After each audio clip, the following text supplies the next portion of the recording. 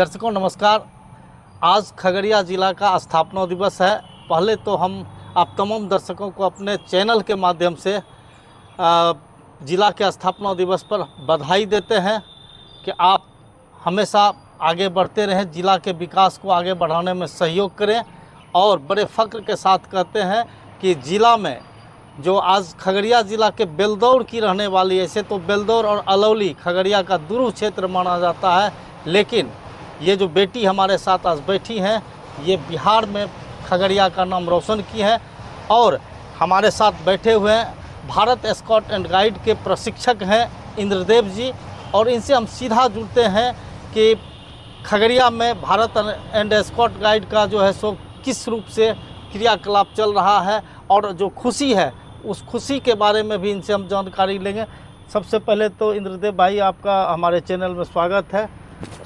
और खगड़िया में कैसा चल रहा है भारत एंड स्काउट गाइड का जो कार्यक्रम है? अभी सर खगड़िया ज़िला के 7 प्रखंड में भारत स्काउट गाइड का जो प्रशिक्षण है काफ़ी बेहतरीन ढंग से चल रहा है। और वहाँ के बच्चों को प्रशिक्षित करते हुए बिहार राज्य भारत स्काउट गाइड के द्वारा जो भी मार्गदर्शन मिलता है उस हर क्रियाकलाप में बच्चों को हम भेजने का काम करते हैं सर। ये बच्ची जो है बिहार में खगड़िया का नाम रोशन की है, किस कार्यक्रम में इन्होंने भाग लिया और उसमें आपका क्या सहयोग रहा? ये बिहार राज्य भारत स्काउट गाइड के राज्य सचिव के आदेशानुसार गृह मंत्रालय भारत सरकार के सौजन्य से आपदा मित्र का प्रशिक्षण पटना सिटी के गुरुबाग में आयोजित किया गया था, जिसमें खगड़िया ज़िला को 100 कोटा मिला है भारत स्काउट गाइड के बैनर तले। और उस कोटे के तहत आपके खगड़िया ज़िला के 7 प्रखंड से प्रशिक्षणार्थी गए थे 7 दिवसीय आवासीय प्रशिक्षण लेने के लिए। उस प्रशिक्षण के दौरान ये ज्योति कुमारी जो कैंजरी गांव की रहने वाली है, इन्होंने आपदा मित्र के प्रश्न उत्तरीय कार्यक्रम में पूरे बिहार में पहला स्थान को लाई है सर।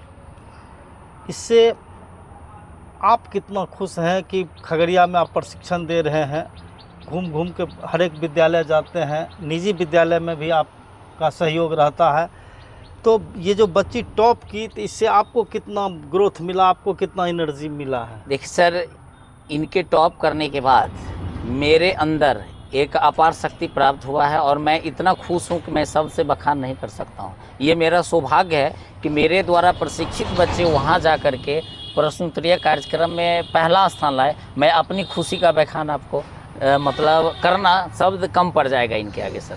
चलिए, तो हम अब बात करना चाहेंगे कैंजरी निवासी नारायण शाह के सुपुत्री हैं ज्योति कुमारी, और ये medical college Shyamlal medical college जो खगड़िया परमानंदपुर में है, जीएनएम की छात्रा भी हैं और संजोग से आपदा पर ये काम कर रही हैं, आपदा प्रशिक्षण में जाती हैं और बढ़ चढ़ के हिस्सा लेती हैं। ये जो आपको ख्याति मिला है, इस पर आप कितना खुश हैं?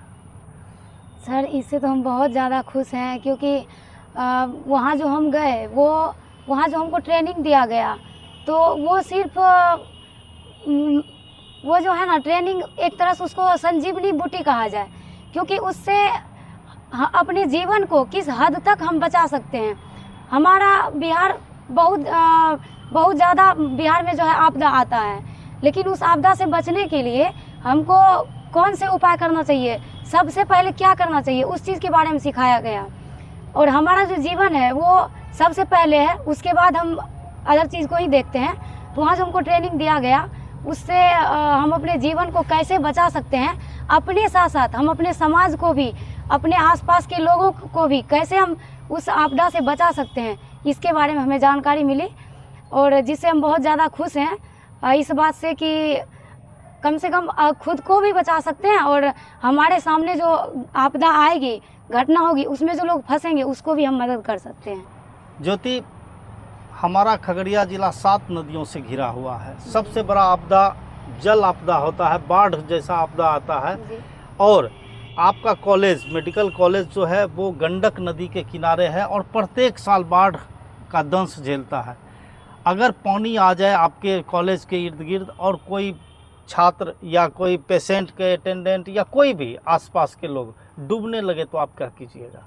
सर, हमारे जो कॉलेज है सबसे पहले तो नदी के किनारे में है, तो हम लोगों को पता होता है कि हर ईयर वहाँ बाढ़ आता है।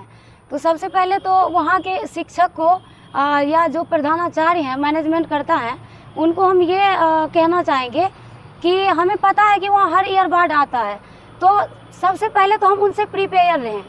कैसे हमको उससे पहले तैयारी करना चाहिए, लाइफ जैकेट की सुविधा देना चाहिए, कुछ डब्बे द्वारा भी बनाया जाता है बाढ़ से सुरक्षा के लिए, वो तैयार करना चाहिए। वो तैयारी करने के बावजूद भी अगर कोई बच्चे वहाँ पे उस घटना से ग्रस्त हो जाते हैं तो उसमें हम ज़रूर अपना अहम रोल निभाएंगे, क्योंकि हमें इस चीज़ का ट्रेनिंग दिया गया है और हम अपना हर संभव प्रयास करेंगे उन बच्चों को बचाने का। और आपको ये तैरना आता है या जी, मुझे तैरना आता है। कॉलेज की बच्चियों को तैरना सिखाती हैं? नहीं सर, अभी तो नहीं सिखा रहे हैं, क्योंकि इसके लिए कोई ट्रेनिंग नहीं दिया जा रहा है कॉलेज में। कॉलेज में ट्रेनिंग नहीं दिया, तो आप डायरेक्टर जो हैं डॉक्टर विवेकानंद, उनसे आप बैठ करके बातचीत कीजिए। और तैरना एक कला है जी, इसको सीखना प्रत्येक इंसान को जरूरी है, क्योंकि बाढ़ ग्रस्त इलाके में रहने से तैरना अगर नहीं आता है तो आप खतरे से खाली नहीं हैं। और किन आपदाओं से आप लोगों को बचा सकते हैं? हमारा बिहार बहुप्रवीण आपदा क्षेत्र है, इसमें बहुत तरह की आपदाएं आती है, जैसे बाढ़ हो गया, भूकंप हो गया, वज्रपात हो गया, स्नेक बाइट हो गया, मतलब बहुत तरह का आपदाएं हैं। जो आपदाएं हमारे लिए नहीं आती है, आपदाएं हर किसी के लिए आती है, लेकिन हम उनसे कैसे सुरक्षा पा सकते हैं, ये हमारी जिम्मेदारी है कि हम उनसे कैसे बच सकते हैं और हम कैसे उससे अपने आप को सुरक्षा कर सकते हैं। किसी को सांप काट ले तो क्या करना चाहिए? सबसे पहले तो हमें जानकारी होना चाहिए कि हमारा जो बिहार है उसमें लगभग 4 प्रकार का ही जो सांप मिलता है वो जहरीला होता है। बाकी जो जिसमें कि बोलते हैं ये ढोड़िया वगैरह सब आता है, ये सब इसमें जहर नहीं होता है। हमारे बिहार में होता क्या है कि सांप बहुत कम है विषैला, लेकिन आदमी घबराहट से मर जाते हैं। तो उसे ये पता होना चाहिए कि हमें जो सांप काटा है वो विषैला है या नहीं है। ये पता करने के लिए हमें इनके बारे में ट्रेनिंग लेना बहुत ज़्यादा ज़रूरी है कि उनके दांत के निशान से हम पहचान सकते हैं कि हमें जो सांप का डंक लगा है पैर पे या कहीं भी, तो उसका अगर 2 दांत मिली तो और 2 सेंटीमीटर की दूरी पे मिली तो अब इसलिए है कि वो जहरीली सांप उसे डंक मारी है। और हमें सबसे पहले उसे पीएचडी देते हुए अच्छे से अच्छे अस्पताल तक उसे पहुंचाना चाहिए। हमें किसी झाड़ फूक वाले के पास तो जाना ही नहीं चाहिए, जिसके वजह से हमारे बिहार में सबसे ज़्यादा मृत्यु होती है इंसान की। जी, और उससे भी ज़्यादा घबराहट से बहुत सारी सांप ऐसे हैं जिसके पास जहर नहीं होता है, लेकिन काटने के बाद इंसान ये सोच लेते हैं मन में कि हमें सांप डंक मार दिया, अब हम नहीं बचेंगे। तो इसमें क्या होता है, शरीर का एक्टिविटी बढ़ जाता है, ब्लड का जो फ्लो होता है वो बहुत स्पीड से हमारे शरीर में प्रवाह करने लगती है, जिससे जहर बहुत ज़्यादा तेज़ी से हमारे पूरे शरीर में फैल जाती है। जब जहर वाला सांप काटा नहीं तो जहर फैलता फिर कैसे है? ये अपनी माइंडलिटी पे डिपेंड करता है। हमारा जो सोच है, अगर हमें अगर सर दर्द है तो अगर कोई हमें आके कह दे कि आपको कैंसर हो गया है, कोई रिपोर्ट में या किसी का रिपोर्ट हमारे साथ एक्सचेंज हो जाए किसी कैंसर वाले का, तो ये हमारे माइंड में बैठ जाता है कि हमें कैंसर हो गया है, अब हम नहीं बच पाएंगे। तो ये होता क्या है कि हमारा शरीर उस तरह का हार्मोन रिलीज करता है और उस तरह का सेल डेवलपमेंट करने लगता है, जिससे उस आदमी की मृत्यु हो जाती है। वहीं दूसरे तरफ देखा जाता है कि जिसके पास कैंसर का रिपोर्ट था लेकिन उसका सर दर्द वाले से चेंज हो गया, तो वो इस चीज़ में जी रहे कि हमें सर दर्द है, ज़्यादा प्रॉब्लम नहीं है। तो उस आदमी को देखा गया कि कैंसर की अपेक्षा बहुत ज़्यादा दिन तक वो जीवित रहते हैं। तो ये हमारे मेंटलिटी पे डिपेंड करता है। तो जो विषैला सांप नहीं होता है उसका अगर बाइट हुआ तो वो कैसा बाइट होता है? वो उसका बाइट सबसे पहले जो सर्पदंक मारा है उसको हम कोशिश करेंगे कि पहले साबुन से धोएंगे। उसका बाइट जैसे बताएं कि 2 इंची होता है। दो उसमें सांप जहरीले सांप का 2 दांत का निशान होता है, जबकि बिना जहरीले वाले सांप का 2 से अधिक दांतों का निशान होता है। वो इंसान की तरह बाइट करता है, और जहरीला सांप जो बाइट करता है उसके 2 दांत का निशान 2 सेंटीमीटर की दूरी पे रहता है। 2 दांत से ज्यादा नहीं रहता है।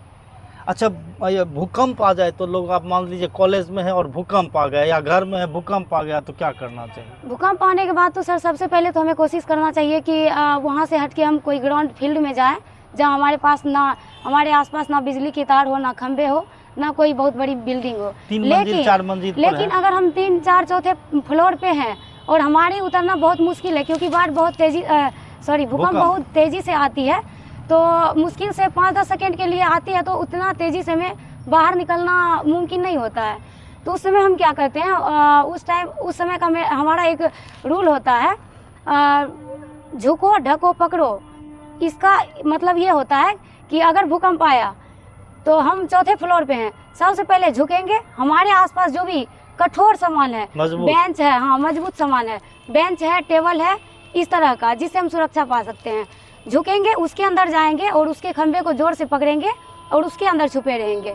अगर हमारे आसपास वो भी नहीं है तो हमारे बिल्डिंग में एक कॉर्नर होता है, उस कॉर्नर में जाके हम अपने सर को इस तरह से बचाते हुए हम वहाँ खड़े होके अपनी आप सुरक्षा कर सकते हैं खुद को, क्योंकि हमें उस समय सर को बचाना ज़्यादा इम्पोर्टेंट रहता है। अगर बाइक चला रहे हैं या 4 व्हीलर चला रहे हैं और भूकंप आ गया तो क्या करना चाहिए? अगर बाइक चला रहे हैं उस टाइम अगर भूकंप आया तो ऐसा देखा गया है कि अचानक से बहुत तेज़ी से भूकंप नहीं आता है। और ये भी बात सही है कि अगर भूकंप आया, हम बाइक चला रहे हैं तो ऑलरेडी वाइब्रेट हो रहे हैं और उस टाइम तो भूकंप का हमें एहसास नहीं होगा।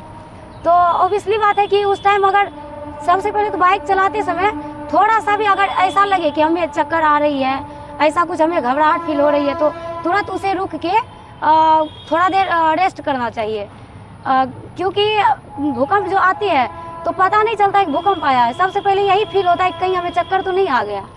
तो ऐसा जब भी फील हो तो सबसे पहले गाड़ी को रोक के हमें खुले स्थान में आराम करना चाहिए, जहाँ आसपास में बिजली के खंभे ना हो, बड़े बिल्डिंग ना हो, ऐसी जगह पे रुक जाना चाहिए। जीवन में आपदा का प्रशिक्षण कितना आवश्यक है? बहुत आवश्यक है सर, इसके लिए हम व्याख्यान नहीं कर सकते, इतना आवश्यक है, क्योंकि एक इस चीज़ से हम समझ सकते हैं कि हमारे लिए ज़िंदगी से बढ़ के और कुछ नहीं है।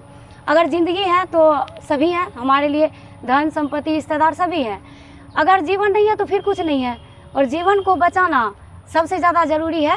और ये जो हमारा ट्रेनिंग है, इसको तो हम एक तरह से संजीवनी बूटी ही मानते हैं, क्योंकि इससे हम अपना प्राण की रक्षा करते हैं। जाते जाते खगड़िया की छात्राओं को क्या संदेश देंगे? खगड़िया की छात्राओं को हम ये बोलना चाहेंगे सर कि खगड़िया जो है आपदा से प्रवीण इलाके हैं, यहाँ पे बाढ़ आते रहते हैं, तो सभी को चाहिए कि सबसे पहले स्विमिंग उसको आना चाहिए, ताकि अगर बाढ़ आए, अचानक से बाढ़ आती है, बांध टूटने की वजह से आती है, डैम खुलने की वजह से आती है, तो तुरंत भाग पाना और बाढ़ से दौड़ पाना हमारी बस की बात नहीं है। तो हमें स्विमिंग आनी चाहिए। उसके बाद इसके लिए ट्रेनिंग दिया जाता है, और जहाँ भी हमें ये चीज़ जानना चाहिए कि जिस भी इलाके में कंटिन्यू बाढ़ आती है, हर ईयर बाढ़ आती है, वहाँ के आदमी को बाढ़ रोधी मकान बनाना चाहिए, मजबूत बनाना चाहिए, अच्छी गुणवत्ता वाली सीमेंट का यूज़ करके मकान बनाना चाहिए। उसके बाद हमें प्रिपेयर रहना चाहिए, लाइफ जैकेट खरीद के रखना चाहिए, और बहुत सारी इक्विपमेंट है जो हमें खरीद के रखना चाहिए, सभी के लिए, खुद के लिए भी घर में, और बाढ़ आने पे हमें उसका इस्तेमाल करना चाहिए। मतलब सभी को प्रशिक्षण लेना आवश्यक है। प्रशिक्षण लेना सभी को आवश्यक है।